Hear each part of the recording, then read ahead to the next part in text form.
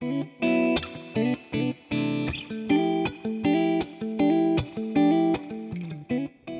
thoughts are important to consider. One is that for a long time, we had been puzzled with this idea as to how do you deal with this subject in a country of the scale and complexity of India. Our mothership foundation is called X-Step Foundation. X-Step Foundation is the foundation that supports all the initiatives. C4C India is one of them, right? And the leaders at X-Step Foundation were carrying this question that how do we now apply all this thinking and all the learnings of the last 15, 17 years to early childhood development?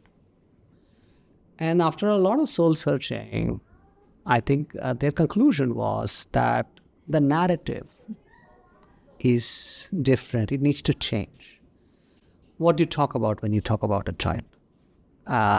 Right? So do you talk about development of the child? Do you talk about the future of the child? Do you talk about the opportunity of the child? Or do you talk about how difficult it is? Or do you talk about how challenging it is? Do you talk about why it's a big problem? What's the narrative? What is the disposition of parents, of people who work on early childhood development, of the different system actors? And so a massive narrative building exercise was taken up to talk to people and saying, what do you think when you think about the child? And from that process came out this distillation that building the narrative around that the children deserve to play is what was the most interesting idea. It sounds very simple, but it is not that simple, right? Because people want children to go to centers and go to schools and go through structure. But the learning here was that no, childhood needs to be celebrated and children need to play. That started a campaign or a whole movement in India called Bachpan Manao. Bachpan Manao means celebrate childhood. With different parts of the society, and then eventually many NGOs got involved, the government got involved, the media industry got involved, actors, film, news, and it started to become a conversation of how do we think about our children. So it was not a classical saying, okay, we need a program, we need some technology, we need some data. But it was about, let's change the way we relate to children. That's one experience. And still going on. It's a long-term movement, still building velocity. It's beautiful how so many places have come together which are looking at development as a joyful experience rather than development as a stressful experience. It's so important for children. South Africa was an interesting example or an interesting journey. I'm still on that journey. It started actually way before C4C was born with an organization called Smart Start. Smart Start works on early childhood development in South Africa. They are one of the largest network of ECD practitioners. And we had started to explore what does it take to provide universal access to early learning across the whole country. It's a country of about 4.5 million children, approximately, and about 1.2 million don't have access to early childhood learning. And so we were working with it through the C4C's process of designing.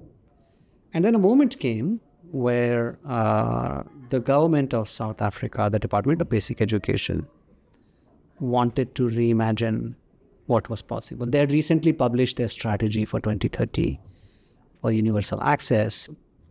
And they said, how do we translate this into action? And so we said, let's do a blueprinting exercise.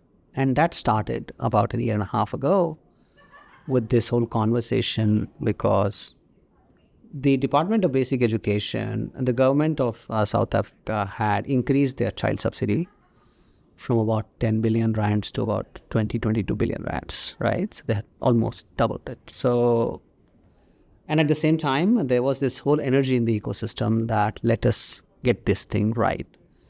Our co-founders, Yellowwoods Foundation, in South Africa decided to be the catalyst to bring the room together, to convene, to become the conveners. So Department of Basic Education, National Treasury, some of the leading NGOs, some of the leading funders, they all got together.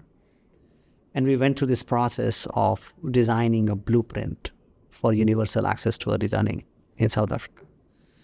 Very interesting process and exercise of working with such diverse actors through multiple conversations, multiple sessions, workshops, to try to create a frame that anybody in South Africa could work with in the service of the 4.5 million children, with three important objectives. One was universal access. Second was quality, very high quality of development.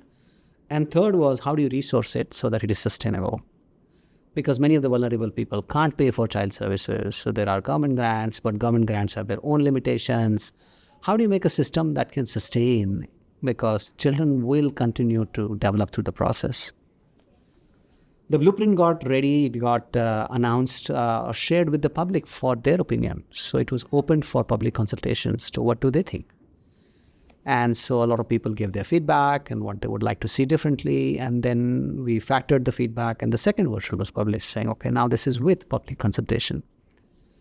An orchestration team was formed. And now where we are, it's in the process of implementation. There are specific actions over a 5-year period that are supported by philanthropists. So philanthropists are playing a very key role. They have set up different kinds of funds. There is the government with the subsidy and the grants and other investments. Then now we are trying to see how do you involve the private sector to come and play their role, and the community most importantly, because at the heart of the whole exercise was who's closest to the child. Closest to the child is the parent and the practitioner, if there is one. It's not there always, but if they have access to childcare, then there's a practitioner who is running the center or the mama. And they could be parents, they could be grandparents, gogos as they are known in South Africa. That network has to be really strong because that's where actual development happens. Everybody else is responsible to make that network better. So that has been the idea, very agency-driven. And as we speak, is a good movement and mobilization that is happening across South Africa, different actors getting involved. There's a central orchestration team that's working on driving this change. For me, that was very inspiring. I would say it's the first time I saw such collective action focused on the children of the country at scale for every child. It's called Bana Pele, which is the name of the movement.